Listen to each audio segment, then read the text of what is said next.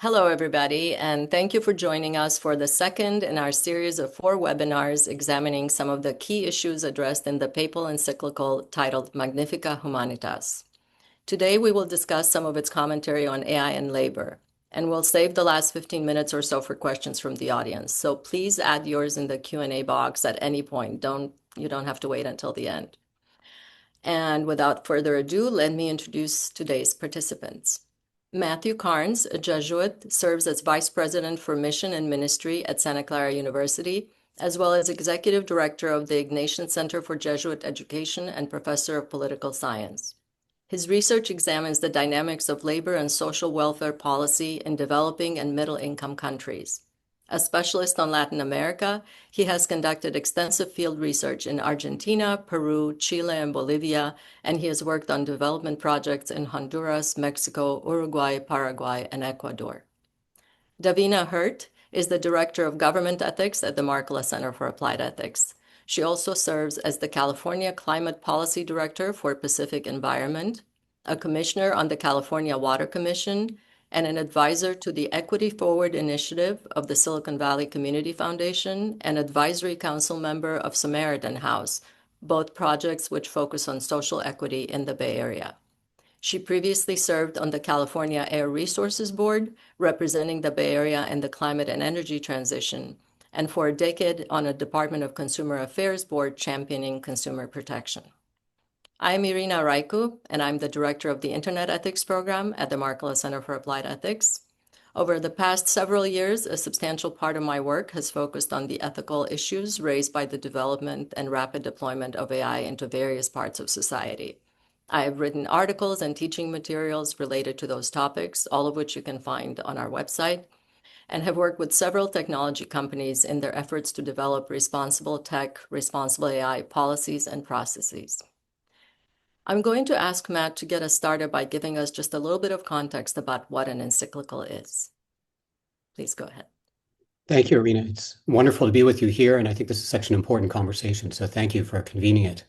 An encyclical is a really interesting teaching document produced by popes. So, popes are authoritative leaders in the Catholic Church. They have this role of promoting unity among the Catholic Church and really trying to speak in a way that draws the whole community together for important conversations. And an encyclical is really one of the highest ways a pope can speak. It's not merely an opinion that he says offhand. It's not something that he gives to a specific, context. Encyclicals, initially the term encyclical comes from the idea of an encyclical letter, and that meant it was circulated among all the bishops of the world. So the idea was, here's something the Pope wants to say to the whole world. In more recent years, really since about the 1960s, most of those encyclicals have been addressed not simply to bishops, but to all people of goodwill, so all people around the world. And generally, they surface key issues that are facing society. Typically, they rely on traditional thought of the church, its scriptures, the church teachings, and they try to bring those to bear on whatever the pertinent issues of the world are in that particular moment.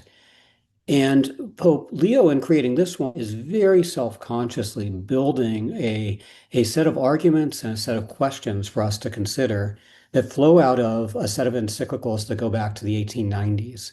And so his predecessor, Pope Leo XIII, in a very important encyclical, Rerum Novarum, in some ways gave birth to the church's reflection on labor and on its sense of how things were changing in social life in the 1890s. Remember, that's the time of industrialization and social transformation.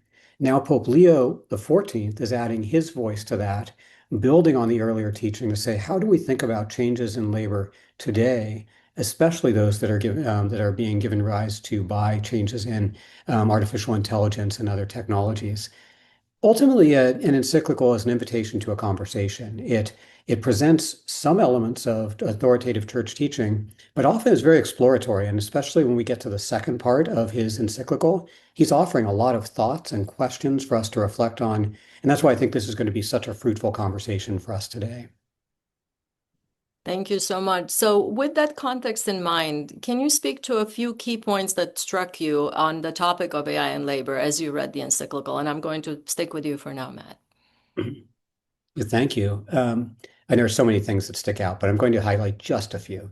So the first is that he is very much building on prior teaching of the Catholic Church. And in fact, if you read I think it's the second section, it's a very substantial section in the document.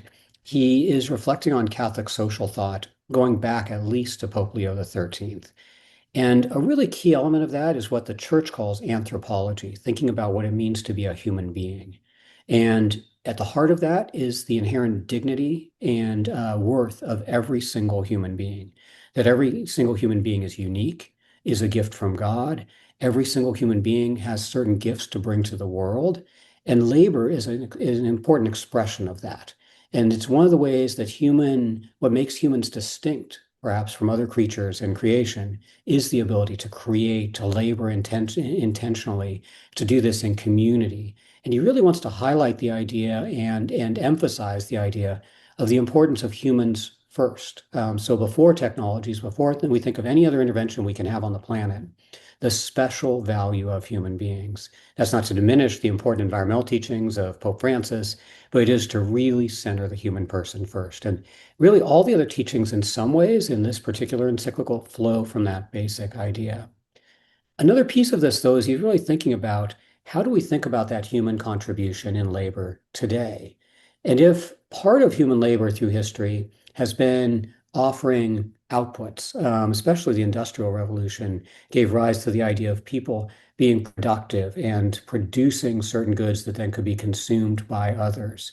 That idea has always been something the Catholic Church has looked upon as an expression of the beauty of what humans can do, but also an oversimplification of what humans can be.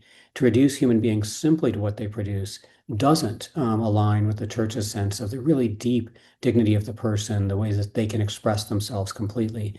And so he's really calling us to think carefully about, in an age when artificial intelligence can be the producer of many things, does that lose something about the essential human contribution that can be given in a uniquely human way? And he wants to really bring that to the fore. And then finally, and I'd love to have a lot more conversations about this, he's concerned about the ways that artificial intelligence and technological change can end up displacing human beings, can end up displacing them individually. So it could be as businesses change their practices, maybe they can let workers go. And he's concerned about what will those workers productively do, because labor is not simply something we do to earn an income. It's actually something that's an expression of who we are. It's a way we build family and build community. It becomes the underpinning, the salaries we earn, the wages we earn, and even our sense of worth flows from this. And so he says, how do we make sure that that essential worth of the individual is still really, really centrally focused? And then one final piece I want to add to this in terms of the displacement, and I hope we'll have a chance to talk about this. A lot of my work has worked on Latin America.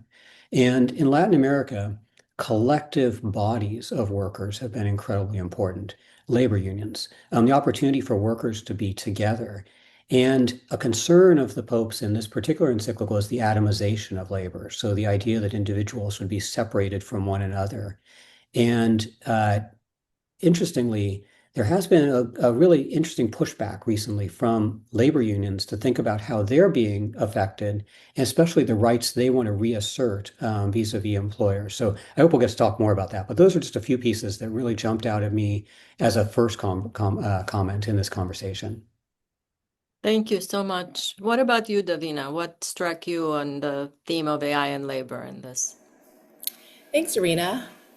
So a little bit of what I was thinking, and maybe I want to start with a question instead of an answer, is has dignity in labor ever actually been achieved, or has it only ever been a North Star? Because I think that's the question this encyclical invites us to ask. It's not really asking whether AI is good or AI is bad for jobs.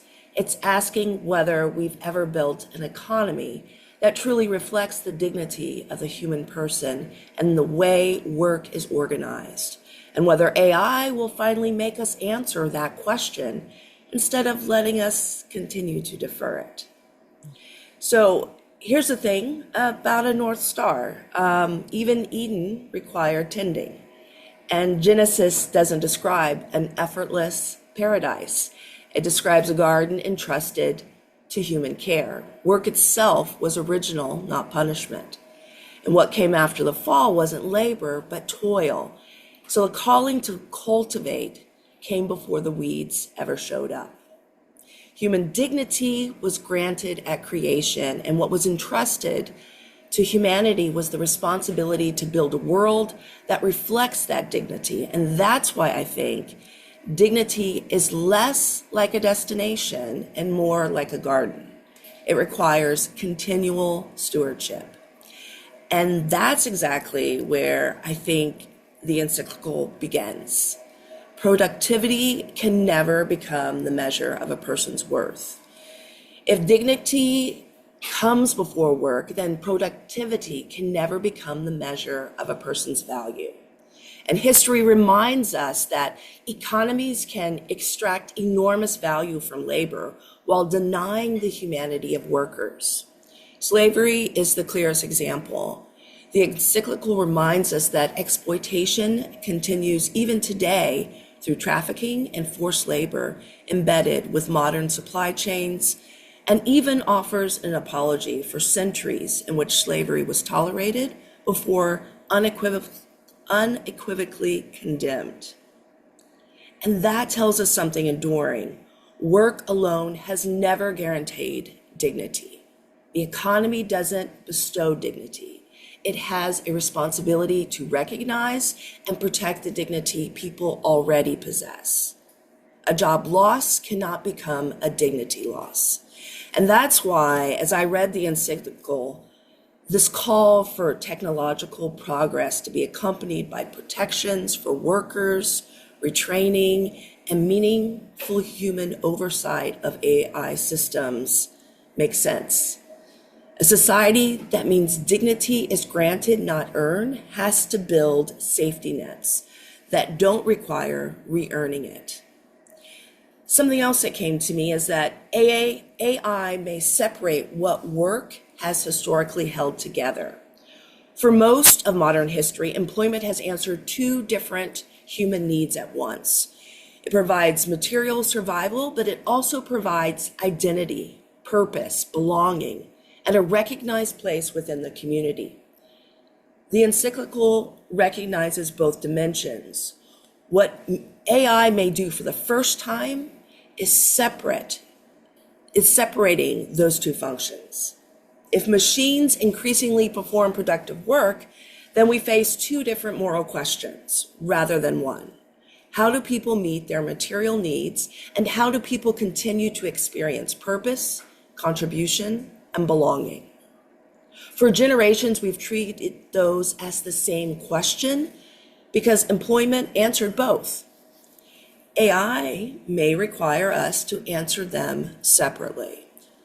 But decoupling survival from employability isn't abandoning the dignity of the work tradition. It may be the only way to keep it intact. And so the last thing I'll mention is that work is relational, not merely economic. I think we heard that a moment ago. I think the encyclical reminds us that work is more than production. And if I could go a step further, I would say labor is often an expression of love of neighbor. A teacher teaches, a nurse comforts, a cook nourishes people they'll probably never meet. But much of the work isn't simply creating economic value, it's expressing care. The encyclical warns against reducing people to instruments or data points. But AI also raises a relational question. What happens when many of those ordinary acts of services are no longer performed by people? Efficiency may increase, but what happens to the relationships that work has quietly sustained? Ultimately, I think the encyclical's enduring contribution are the things I just mentioned. And the real question isn't whether AI is good or bad, it's whether we will cultivate an economy that continues to recognize every person's inherent dignity, creates meaningful opportunities to contribute, and strengthens rather than weakens the relationships that make us human. Thank you so much. So For those of you who may not have read the encyclical and might be looking for some of these references, a lot of the focus on work comes in chapter 4. It's called Truth, Work, and Freedom. But there are comments about the importance of labor and work and all of the things you heard mentioned throughout the encyclical. So I wanted to quote you 3 statements that all appear before chapter 4, in case you were tempted to just focus on that one. So this is Magnifica Humanitas paragraph 58. Quote, "It is not enough to extol individual freedom or private enterprise if we then allow a multitude of people to continue living without decent work, protections, or access to basic necessities." And this is paragraph 105. Quote, "For AI to respect human dignity and truly serve the common good, responsibility must be clearly defined at every stage, from those who design and develop these systems to those who use them and rely on them for concrete decisions. In many cases, however, the internal processes leading to a result remain opaque, making it harder to assign responsibility and correct errors. This is where accountability becomes crucial. The possibility of identifying who must account for decisions, justify them, monitor them, and when necessary, challenge them and remedy any harm caused." End quote. Note that all of those active verbs denote different types of labor as well. All of those are jobs that people have and will continue to have. And then there's paragraph 109, part of which reads, quote, "To speak of solidarity obliges us to recognize the hidden, often exploited workers who sustain algorithmic systems. To speak of justice requires questioning the global distribution of power that decides who in fact can train these models and who is merely subjected to them." And you will hear several mentions, definitely in the quotes that I plan to read, of people's bodies and scars and wounds. This is something that's often missing in the conversation about AI, this disembodied power that can do a lot of work. It relies on human bodies and it wears them down as well. So that's one of the points that really struck me from the encyclical. So how do the comments and the issues raised in the encyclical align and or contrast with what other voices have been saying on the topic of AI and labor? I'm going to ask you first, Davina. Thanks, Irina. So I kind of looked at this in several different ways, and I'll explain it as I go along. I want to bring 2 kinds of voices into this space. First, some folks may know Ruha Benjamin, and basically what she would likely say based on much of her published work.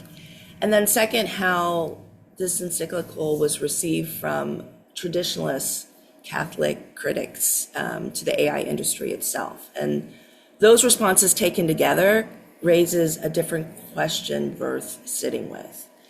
And so when I start with Benjamin, she's a Princeton sociologist. She's the author of Race After Technology, and it's a book that coined the new Jim Code to describe how bias gets built into systems we're told are neutral. And her central argument is that technology doesn't create injustice. It reflects, amplifies, and often conceals injustices that already exist. And I think she'd agree completely that efficiency shouldn't be the measure of technology, and that progress shouldn't be judged by whether it serves human flourishing rather than productivity for its own sake.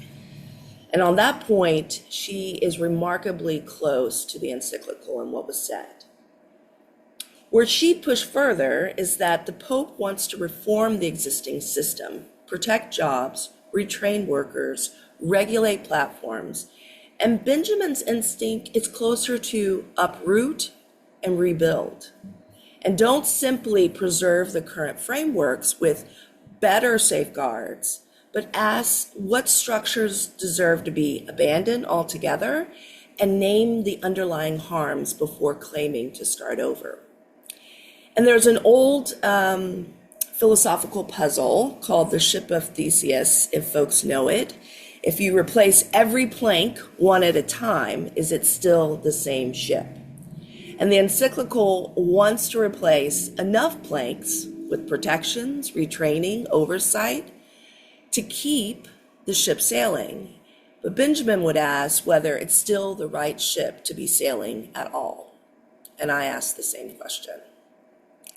And it's not only progressive critics who think the encyclical stops short from the opposite direction entirely. There's a Matthew Walter that I researched, an editor of the Catholic literary journal, The Lamp, where he argued in a guest essay for the New York Times that the encyclical was far too accommodating toward artificial intelligence and the companies developing it. His criticism was memorably blunt, to say the least. He said, this is not exactly the Unabomber manifesto. One is even tempted to call it naive. And Walter drove the point home with a historical analogy. He asked readers to imagine Leo XIII inviting the oil baron John D. Rockefeller to sit beside him while unveiling an encyclical on the dignity of labor. So when a critical race scholar like Ruha Benjamin and a traditionalist Catholic writer like Matthew Walter arrive at similar criticisms from opposite ends of the ideological spectrum, that's really worth noticing. And those critiques raise a broader question, not only about what the document says, but about how it was presented. So Silicon Valley's highest profile executives, Altman, Musk, and Zuckerberg, really stayed silent when this document was released 2 months ago. And as of now, none of them have said a word about it publicly that I've researched. And even as critics on every side has continued to talk about the encyclical. But the AI industry wasn't absent from the conversation. The Anthropic co-founder, Chris Olah, was seated beside the Pope during the public presentation. And that choice deserves scrutiny, not because consulting experts is inappropriate, but because public institutions communicate not only through what they say, but through whom they choose to elevate. And the encyclical itself tells us that technology is never neutral. It takes on the character of those who build it, finance it, and govern. And that's the Pope's own ethical framework. If we're meant to apply it to the technologies we build, then it's fair to apply it to the way the document was presented. And this raises a reasonable question: whose perspectives were given the greatest public visibility in this conversation? Consulting is never the problem, the seat is. And I want to be fair here when I say here in this moment, every serious discussion of AI should include people who understand the technology. Expertise strengthens good policymaking, but there's a difference between consulting experts and giving one of the industry's leading figures a place of honor at the unveiling of a document that itself warns against power accumulating in too few hands. So whether intended or not, I think that struck me, and that kind of prominence can reasonably be read as an institutional endorsement. And that's different from technical consultation. So maybe that's the answer to the ship of Theseus. The encyclical keeps replacing planks instead of asking whether a different ship should be built altogether.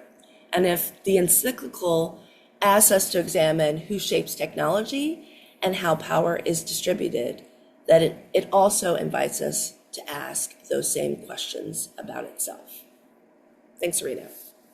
Thank you. And I'm going to turn to Matt in a second, but I wanted to respond to a couple of things that you said. One is that people keep mentioning that Chris Olaf was there and ignore all the other people who are there, one of whom was our colleague who focuses on the anthropology and labor and Catholic teaching about all of that. And I wanted to say, to your point, that the presentation was different than any kind of consultation about the content. And from everything that I've read, nobody has question the way in which the encyclical describes what AI is and does. I think it shows that it is informed by technical expertise. That's not going to be a problem. And that the presence, my take on the presence of the Anthropic co-founder there was that invitation to dialogue that we were talking about. And that he was there because Anthropic, more than other organizations, reached out to the Vatican. So there is this push-pull. You can't really have that dialogue if you don't talk to the people who are building the technology. Exactly. But I have my own thoughts about what some of the other voices are saying, but I want to hear from Matt first. So please go ahead. Well, I think these are such wonderful points, and I really appreciate you raising the Davina. And so, and maybe just to finish Irina's thought there too.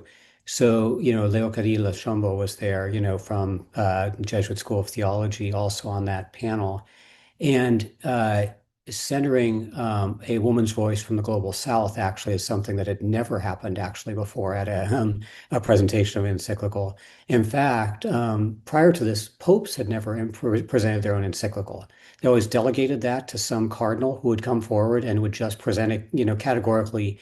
Here is the teaching of the Pope. Enjoy, and so the idea that this was presented with a panel, not that was discussed, but the panel to represent it, I think is an interesting gesture unto itself.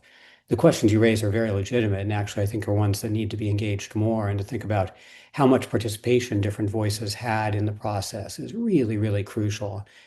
And I think the other piece I would point to too in this moment, and maybe this encyclical, but it's true of every encyclical, they are trying to address a changing moment in history. And this one probably has crept up on us faster than almost any other in human history.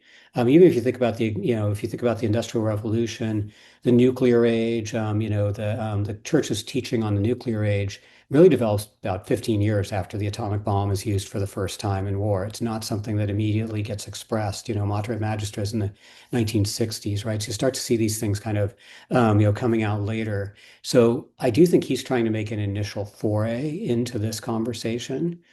But to go back to your original question, Irina, about, the other voices, just one voice I wanted to point to, and I started to hint at this in my first part of the conversation, is the voice of collective labor, and is the voice of workers who are reflecting on what is this doing to our livelihoods, and especially those in areas that thought they were protected before. So the knowledge economy. If you're going to talk about a group that didn't organize much before, white-collar workers were usually the people that were not in unions, those blue-collar workers. But you see white-collar workers more and more saying, how can we build in protections for ourselves and the contributions we make? And you see this especially in creative industries. So performing arts, you think of theater, you think of the film and television industry. These are areas where these creators, novelists, are saying, we do something that's really unique, and our production is being used and utilized by these models in a way that doesn't recognize our contribution. In fact, is then being used as a training method to produce new materials in which we are unrecognized and unseen, and that can actually cloud the understanding of what real creativity means.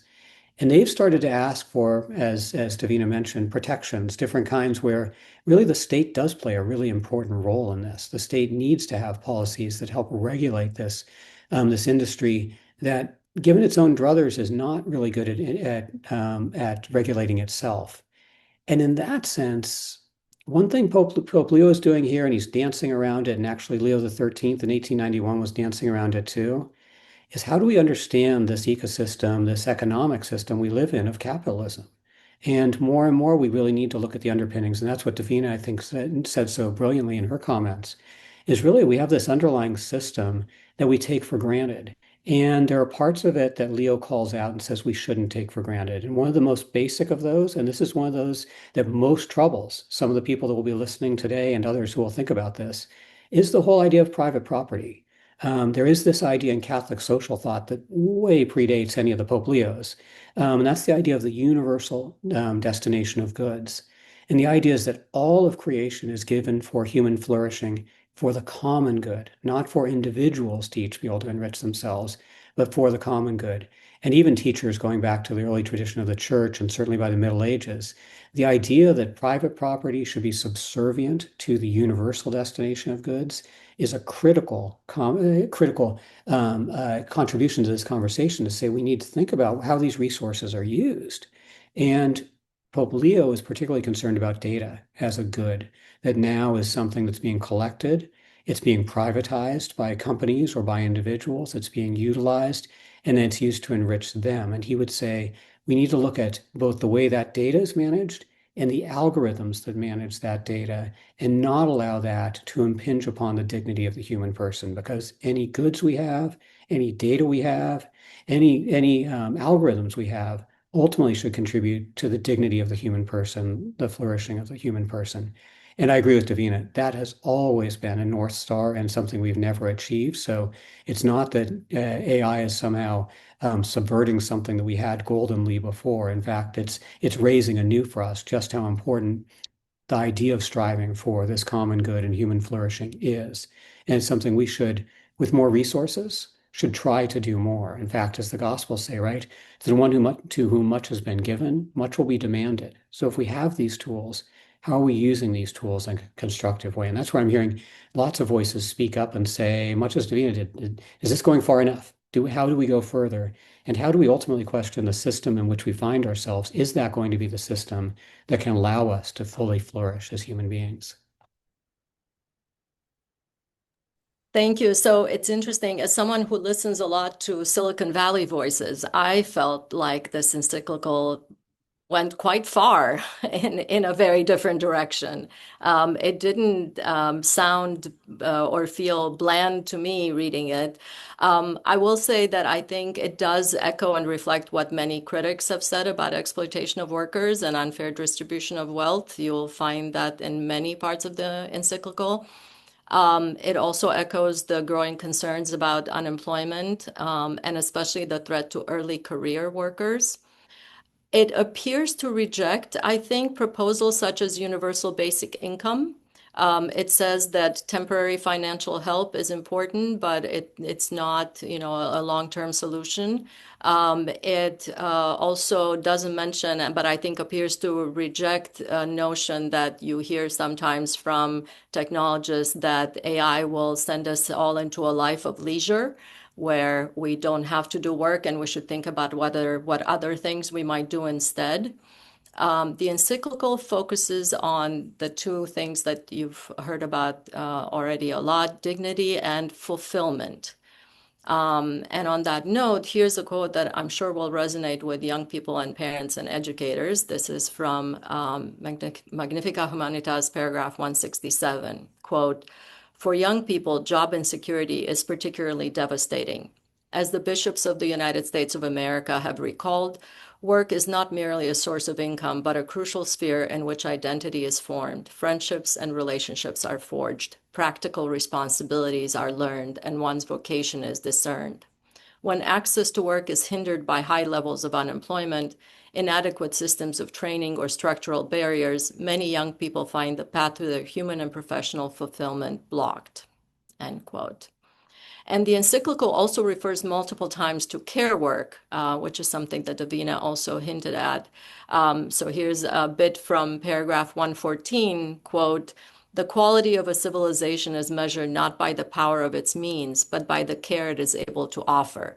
Technology can also support this mutual care between people, for example, by providing tools that help us anticipate and organize things without undermining human freedom and judgment."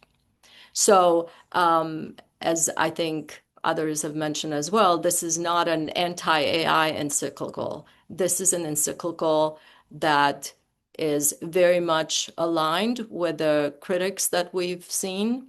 And it focuses more on this aspect of fulfillment and spirituality and the Catholic social teaching that we don't find elsewhere in the conversation nearly as much.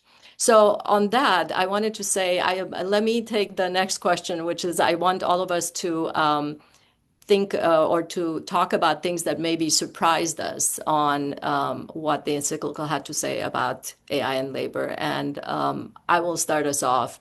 I was surprised at the very clear, specific calling out of the ways in which so much human labor is kept unseen when we talk about AI. So I'm going to give you one long quote on this because I think it's very much worth hearing in full. This is Magnifica Humanitas, paragraph 173. Quote, "A significant part of the digital economy's functioning relies on the silent work of millions of people engaged in essential yet largely unseen activities, such as data labeling, model training, and content moderation, often involving disturbing material." I'm pretty sure that most people don't know about data labeling, so I was very glad that the Encyclical called this out specifically as one of the issues we should be talking about. Sorry, I will now return to the quote. "In many cases, these workers are young people, predominantly women, working under demanding conditions for minimal wages. Added to this invisible labor is the even harsher work of extracting the resources required for the production of the devices and microprocessors on which AI depends. In some regions of the world, children and adolescents work in dangerous conditions, crushing the materials from which rare earth elements are extracted. The bodies of these people are scarred, injured, and worn down so that computational flow may continue uninterruptedly. Furthermore, criminal networks often use online platforms, messaging systems, anonymous payment methods, and profiling techniques in order to recruit, control, and transport victims of trafficking, very often minors. This reality deeply challenges the moral conscience of our time. It is not enough to invoke efficiency, nor to celebrate the benefits of innovation if they are built on a chain of exploitation that remains deliberately hidden. If technology promises emancipation, yet produces new forms of global subordination, it stands in contradiction to the fundamental principle of human dignity."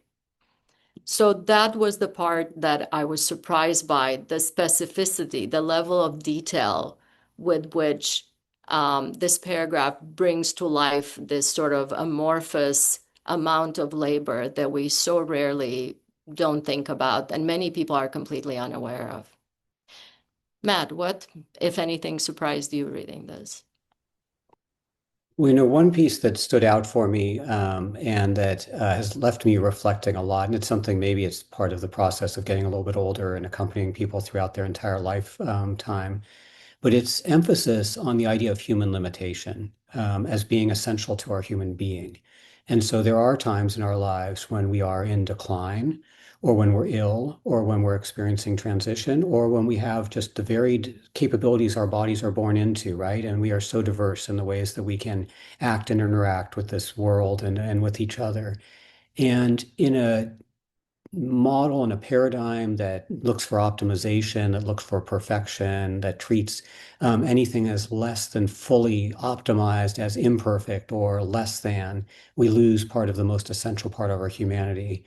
And for those of us that have accompanied people during times of diminishment, we often realize those were our most human moments for both of us, both those who are in that moment of diminishment or change, and those of us that are walking with them. And so this idea that we need to really stay centered on and focused on embracing the fullness of our humanity, even and especially with those moments of growth and diminishment.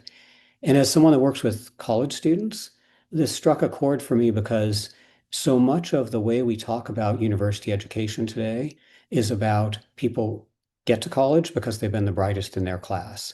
They then have success in college because they've been the top of their class in each thing they do. They do multiple activities, all of them better than anyone else. Our competitive paradigm can get in the way of really embracing the fullness of our humanity. And let's face it, because all of us have various limitations in moments of our lives, there are times we will feel less than. And I see lots of college students sometimes struggling to feel less than because they look at a classmate who did slightly better or has slightly more or is doing something in a way they wish they could. And they can end up feeling their own humanity diminished in a way that actually we should be finding ways to celebrate all the variations in our human beings and really feel to feel held and cared for and loved and accompanied. And so the idea of centering that aspect of our human person is something that really stood out for me that I think gets lost because it's not spoken for enough in our current paradigm. And he called attention to it is something that's really stuck with me. Thank you so much. How about you, Davina? Was there something that surprised you? Oh, yeah. This was the first time that I have ever actually read the encyclical. So, thanks so much, Irina, and so many others who've talked to me about this document. I think one of the things that really surprised me, but also one of the things I most admired about the Magnifica Humanitas was its willingness to examine the church's own history, including its acknowledgement of slavery. It models a kind of institutional humility, and that recognition that moral progress sometimes begins by honestly confronting where we've fallen short. That was great. And I think that also, however, made me expect the document to kind of bring that same historical lens to AI. And instead, I found myself thinking about the way much of the conversation surrounding AI treats algorithmic precarity as though it has suddenly appeared. But many of the patterns AI now threatens to amplify, economic precarity, surveillance, unequal scrutiny, have long been experienced disproportionately by certain communities. I'm thinking right now of Black and Brown communities specifically. And what is changing is that those same patterns are beginning to reach broader segments of the workforce. It was mentioned earlier about white-collar professions and that spread. And that divide between sort of the haves and the have-nots isn't new. And what's changing is who is beginning to experience it. And that's why, if folks know Virginia Eubanks, her work really resonated strongly with me. And I'll admit, I just started this book because of this conversation, but she spoke on automating inequality. That was the name of the book. And her central argument so far has been something very difficult for me to ignore. She documents how automated decision-making and algorithmic oversight were deployed in welfare systems, in child welfare, and other public institutions serving the poor long before generative AI became a public concern. And again, disproportionately affecting certain communities. And in important ways, the future the encyclical worries about has already been the lived present for so many communities.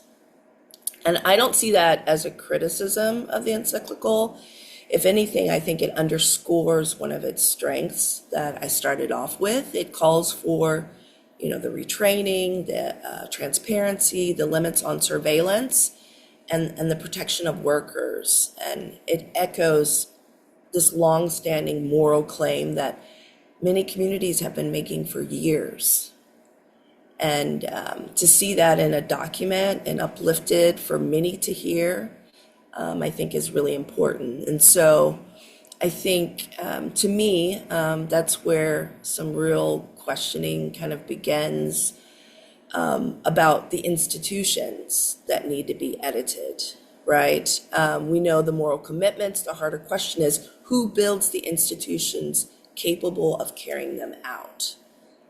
Because institutions determine whose voices become policy, whose expertise is trusted, and whose lived experience count as evidence. And I know the encyclical isn't legislation, it isn't a regulatory framework or a blueprint, but its purpose is to articulate moral principles and remind us what human dignity requires. And by that measure, I think the Magnifica Humanitas succeeds, but it also leaves another question that I've been thinking about deeply, is principles alone don't build institutions. And the institutions are the ones who are going to have to live these moral principles or figure out how best to do them. And that's a challenge. And if you think about government, how they've even tried to reform themselves recently, those recent efforts of DOGE it reminds that institutional redesign is extraordinarily difficult. And so, regardless of people's political view of the effort, it illustrates just a broader truth that building institutions capable of human dignity, of governing rapid technological change, is in itself an unresolved problem.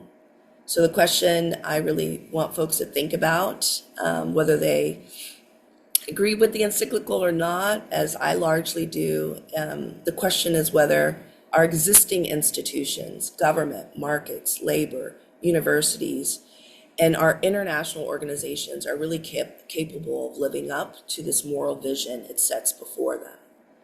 Because naming the destination is essential, but someone still has to build the road. And that's where I get really worried.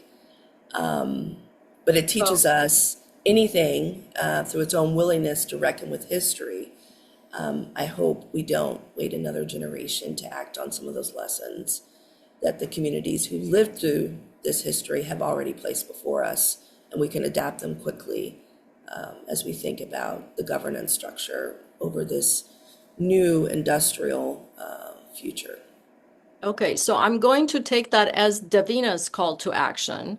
I'm going to have a call to action for all of you in the audience, which is if you have questions for us, please put them in the Q&A now. And I'm going to ask Matt, did you see some calls to action in the encyclical itself? And if so, what might it be or what might they be?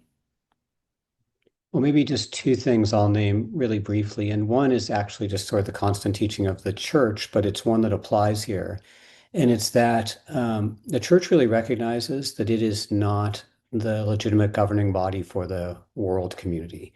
That's actually something that government does. It actually really prioritizes the role of the state being that body, that collective of citizens, and really the global society that it, and if you read, Pope Benedict, he actually sometimes spoke of kind of a world government that, could think of a way of collectively addressing global issues and global problems.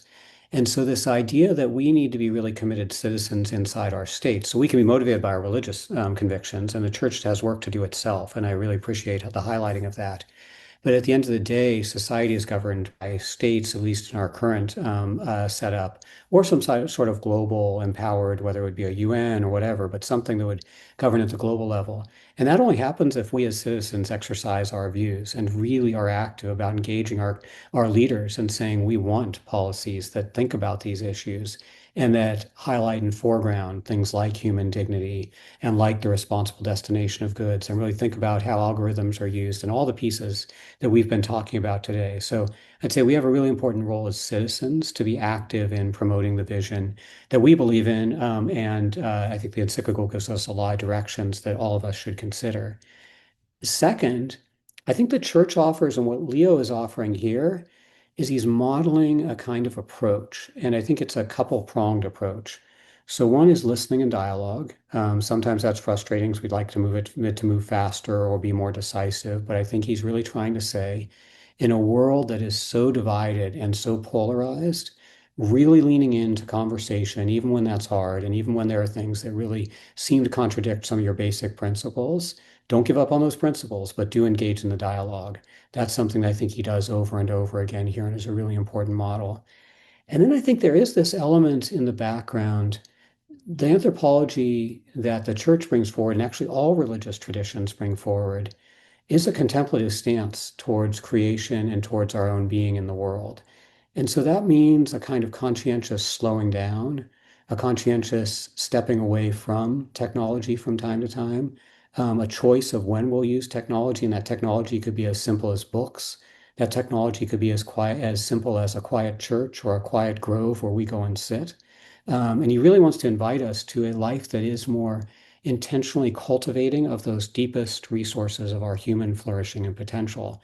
And that's something that the religious tradition of the church, but the religious tradition of every contemplative practice I can think of on the planet calls us to, which is to step away for a moment, because one of the biggest challenges of our technology today is its distractive capability, its ability to draw us away from those deeper moments of engagement.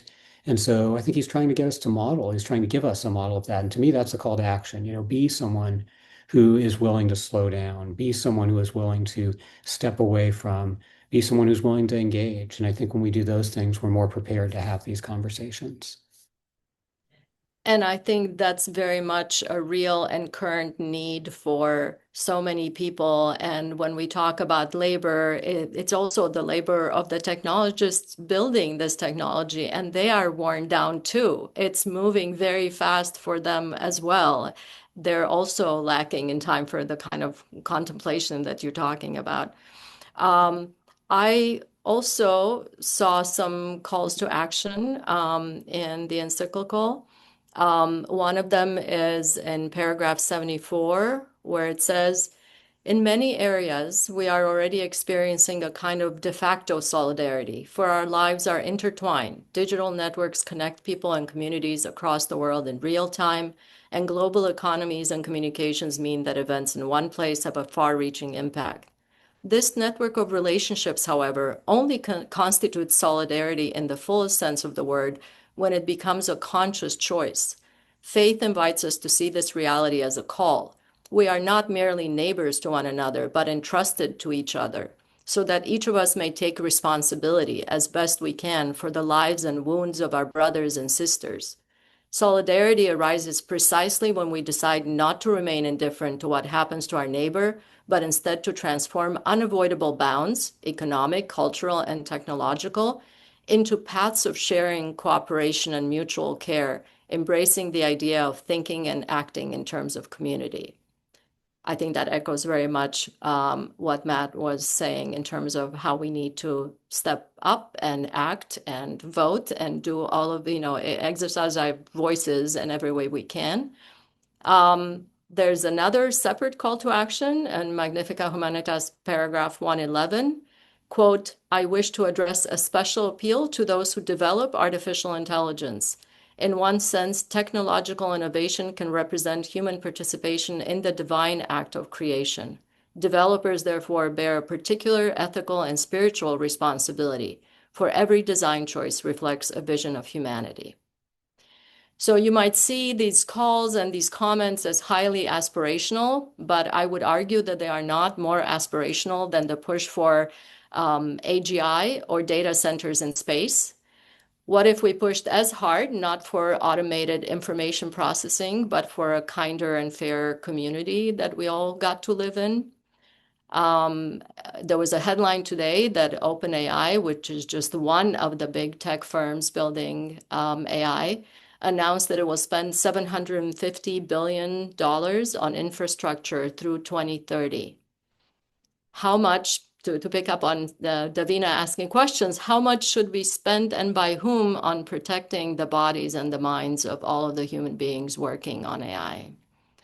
And again, if you think that these are sort of naive questions, or I think rightfully point out that we don't have the answers and the solutions yet, I will have one more quote from the encyclical. This is from paragraph 218, which says, authentic realism does not give up on changing the world. Instead, indeed, it starts by clearly identifying interests, fears, constraints, and power dynamics precisely in order to determine what can be achieved and the measures needed to achieve it. And I think the encyclical does a really good job in identifying those interests, fears, constraints, and power dynamics. So with that, I'm going to turn to some of your questions. And there was one that I saw, which the brief version is, any thoughts on the possibility that Silicon Valley will actually listen to Pope Leo and similar voices of concern? Are you hopeful or not? I'll ask Davina. I'll try to speak hopefully for a go ahead. second, and then Go ahead, Matt. yeah, I mean, I think and I will say there are lots of forces that would keep them from thinking too seriously about it, right? I mean, just given the distraction of so many voices in the world today, and being in, all of us are in our own echo chambers, so it'd be easy to not do that. Having said that, I do think there is, and I sense it among the young people I interact with, a certain sense of dissatisfaction with the kinds of lives that we're leading right now in some aspects. Sometimes there's a sense of loneliness. Sometimes there's a sense of I'm not meeting new people in the way I'd like to. I'm not hearing the kinds of voices, the various voices I'd like to hear. And I see some students at least conscientiously turning away from that and saying, I'm looking for something more. And in that sense, Pope Leo is speaking to that hunger in us for something bigger, something more, something that is not simply productive or simply achieves a goal, but actually that process of growth and that process of encounter. And there's just a richness there that I think people are hungering for. And so I hope some of the executives, and I think they're not totally removed from this. I think they do feel some of this questing and questioning. And I'm hopeful that maybe this voice is one that gets in their ear and starts to, be an earworm that gets in and further the more they listen. But maybe I'm too optimistic in that. I'm a priest, so I live in hope. Optimism is good. So Yeah. we're very quickly running out of time, but I have a question that I would like to ask Davina to take a stab at. One challenge, says the questioner, is that the folks with the power to set the rules and control the speed of advancement are so far removed from the average person in terms of life and daily experience. They don't know what they don't know in some ways. How can we bring these two groups of people closer together?